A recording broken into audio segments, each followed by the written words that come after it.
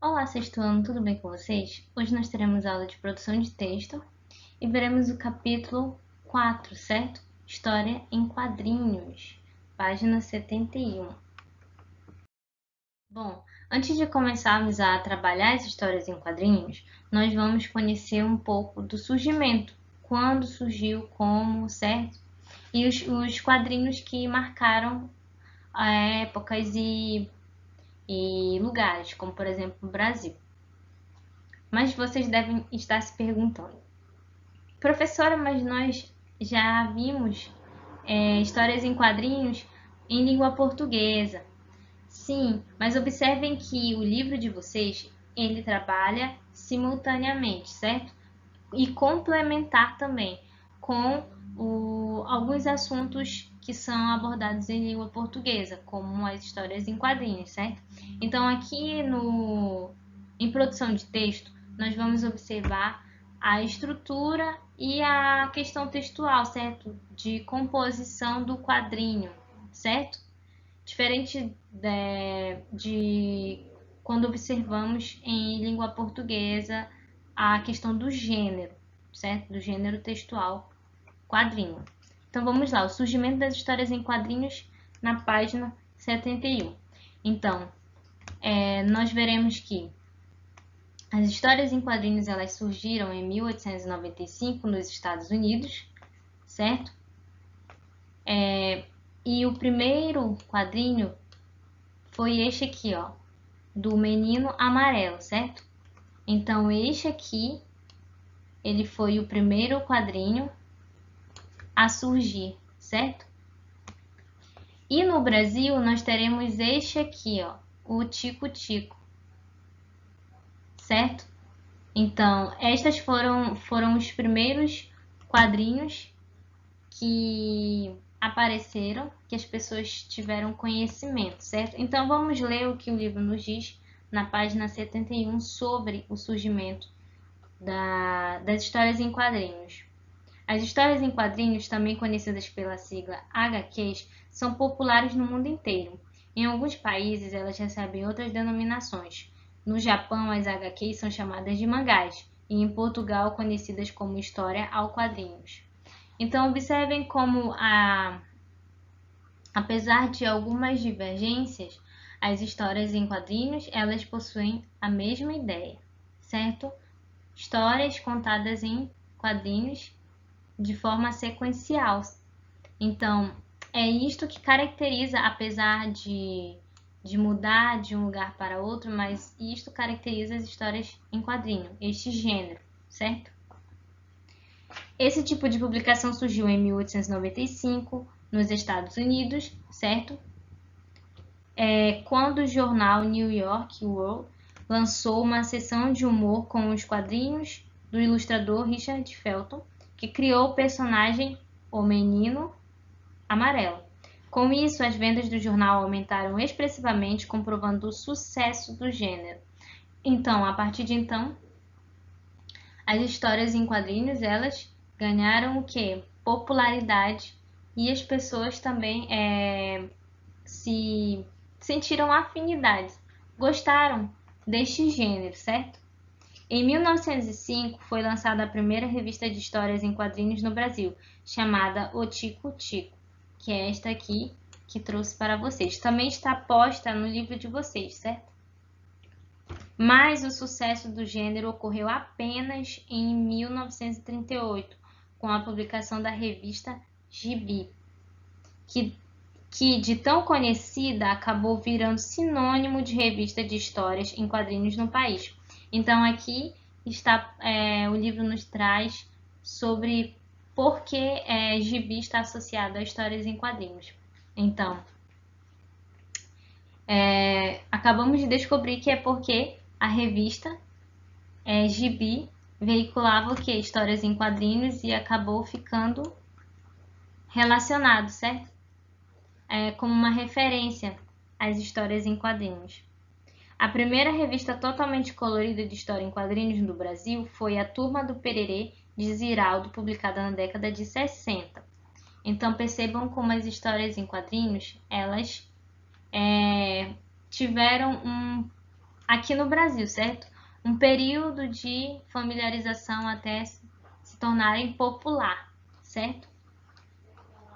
Então, imaginem só, antes disso, as histórias em quadrinhos, elas eram, antes de 1960, as histórias em quadrinhos, elas eram em preto e branco, certo?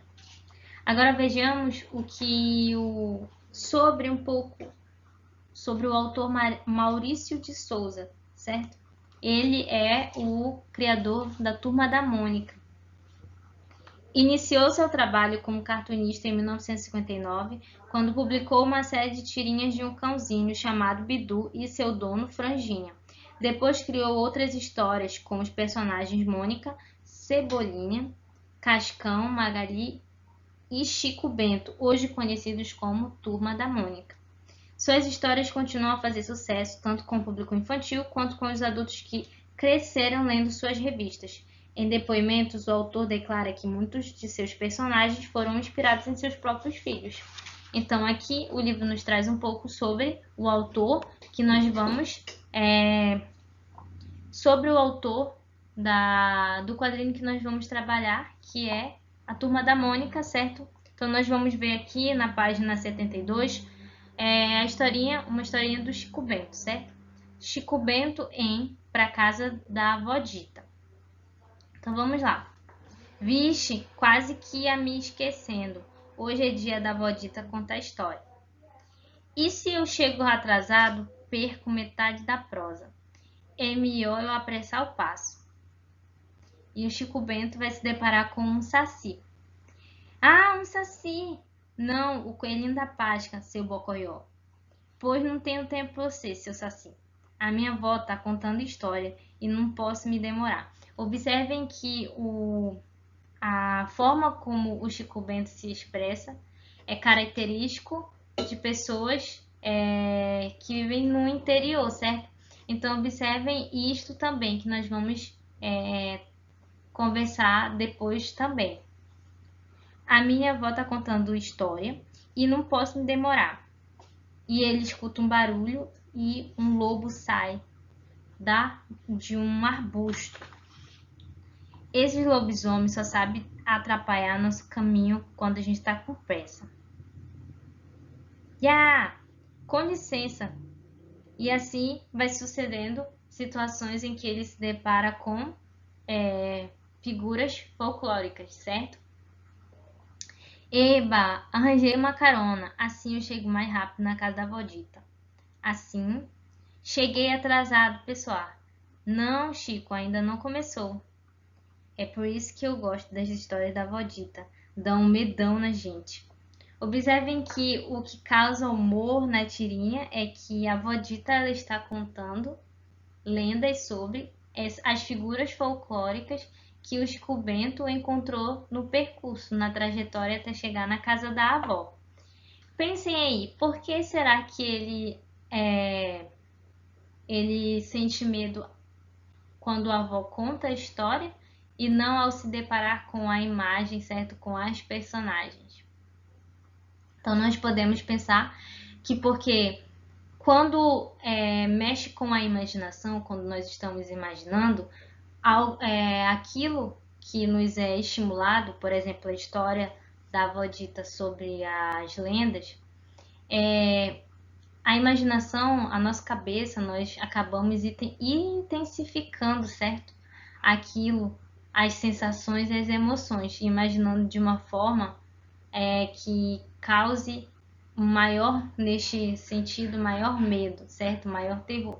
Diferente de quando ele se deparou com todas as figuras folclóricas e ele não sentiu tanto medo assim, não achou tão interessante a ponto de sentir alguma coisa, certo?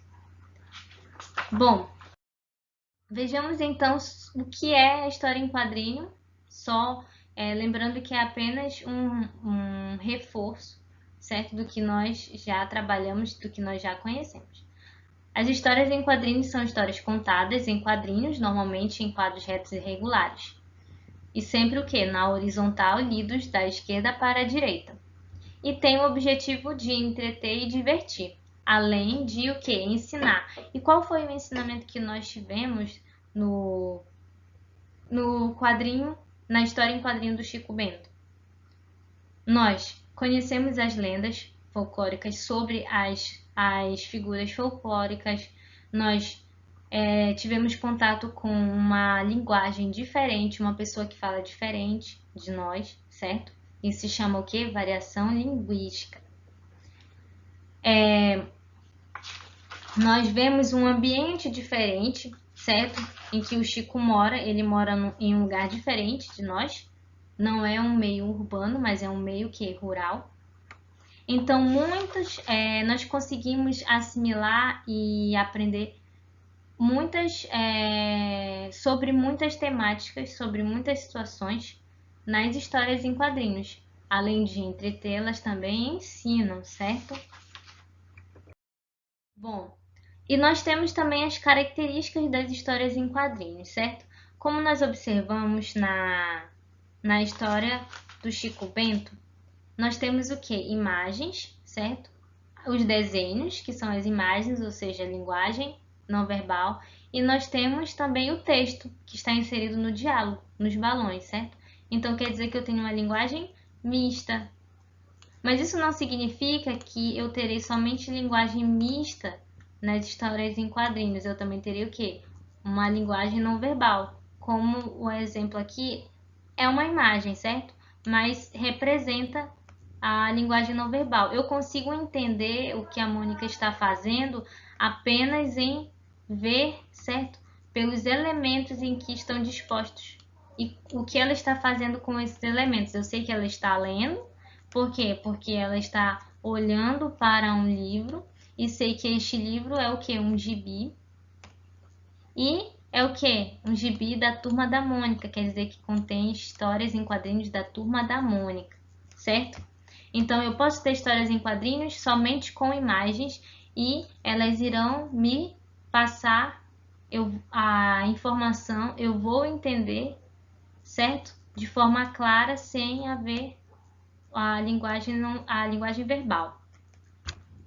Além disso, as falas elas são indicadas por balões, certo? E esses balões eles vão expressar aquilo que as personagens estão sentindo, o que está acontecendo. Por exemplo, no primeiro quadrinho, nós vemos que o Chico Bento, o balão da fala dele está o que? Ondulado, indica surpresa, certo? Ele põe a mão na cabeça e diz que ele está o que? Atrasado, que ele quase esquecendo. Então, expressa, complementa aquilo que está sendo mostrado na imagem, certo? Assim como nos outros balões, como no balão do diálogo entre o Chico Bento e o Saci, em que o Chico Bento se espanta com o Saci e o balão dele está como? Está ondulado, certo? Dispondo que a surpresa dele ao se deparar com um Saci. E nós também temos no último quadrinho um balão que indica o quê? No último quadrinho, na página 75, um balão que indica pensamento, ele está pensando, certo? E o balão, os traços do balão estão como se fossem nuvens. Indica o quê? Pensamento, ele não está falando. E além disso, nós podemos observar que há o que? Linguagem facial e corporal. Eu sei que o Chico ele está espantado no quadrinho em que ele está conversando, em que há um breve diálogo entre ele e o Saci, pela forma como ele está. Ele está assim e ele está o quê? Pulando, porque indica que ele está assustado, que ele não esperava se deparar com aquilo. E da mesma forma, no último quadrinho que finaliza a história, na página 75, em que ele está roendo as unhas e com o olho bem aberto, indica o que? Medo, que ele está aterrorizado, certo? Então, nesse sentido, a linguagem facial e corporal, elas serão importantes para o quê? Para a expressividade. Elas vão indicar expressividade e vão complementar a história, certo? Ao que está sendo disposto. As histórias em quadrinhos, elas são indicadas ao público no geral, certo? A todas as pessoas. E aquelas pessoas que sintam interesse também em, em ler, em, em ver o que é disposto nas HQs, certo? Sobre as HQs. E além disso, há um recurso também utilizado nas histórias em quadrinhos, que são as legendas, as letras e as cores. Nós sabemos que as letras elas vão indicar o quê? Elas vão também dar expressividade e elas vão complementar a história. Por exemplo, nós temos letras diferentes nos quadrinhos da página 74, em que indicam o quê? O que está sendo feito. Por exemplo, o U dos fantasmas indica o quê? Que ele está assustando. E o próprio som de como se fosse que algo que treme, certo? Então, as letras elas estão postas de tal forma que expresse e complemente aquilo que está sendo posto, certo? E as cores também elas vão indicar tempo, a ação, sensação, por exemplo. Nós sabemos que tudo isso se passa à noite pelas cores que são usadas no fundo, são cores escuras, cores frias, e também pelos elementos, por exemplo, a lua, as estrelas e os próprios elementos folclóricos também, certo? Que estão associados aqui à noite. Por quê? Porque são situações, porque à noite é que acontecem as situações em que causam medo, certo? Como se esses elementos se manifestassem nesse momento. Então, dessa maneira, nós sabemos o que está acontecendo também. Então, as cores, elas também vão funcionar como um complemento de expressividade.